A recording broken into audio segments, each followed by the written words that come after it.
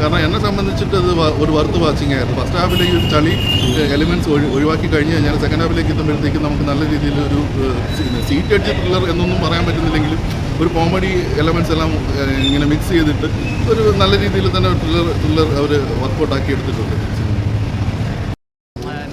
പുതിയൊരു യൂണിവേഴ്സ് നമുക്ക് മലയാള സിനിമയിൽ കിട്ടിയതാണ്. ഒരു അറ്റംപ്റ്റ് എന്നുള്ള രീതിക്ക് നല്ല രസമുണ്ടായിരുന്നു. ആൻഡ് എന്താ പറയുക, അവർ ഓൾറെഡി ഇൻ്റർവ്യൂവിൽ പറഞ്ഞിട്ടുണ്ടായിരുന്നു മിലർപൂരിലെ ഈ സിനിമയായിട്ട് ഇതിനൊരു ഡയറക്റ്റ് കണക്ഷൻ ഉണ്ടാവില്ല. ബട്ട് പുതുതായിട്ട് വരുന്ന തേർഡ് ഇൻസ്റ്റാൾമെൻറ്റ് ഒരു കണക്ഷൻ ഉണ്ടാവും. അതിൻ്റെ ലാസ്റ്റ് കാണിക്കുന്നുണ്ട്. And it was nice. Comeback എന്ന് പറയാനില്ല, പുള്ളി ഓൾറെഡി ഇവിടെ ഉണ്ട്. കുറച്ച് നല്ല സ്ക്രിപ്റ്റ് കിട്ടിയാൽ പുള്ളി പെർഫോം ചെയ്യും. അത് ഈ സിനിമ നമുക്ക് കാണാൻ പറ്റുന്നുണ്ട്.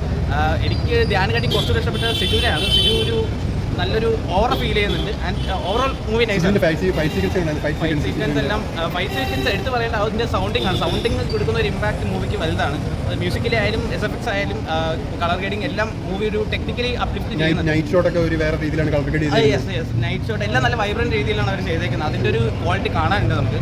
ആൻഡ് ഇഷ്ടപ്പെട്ടു സിനിമ.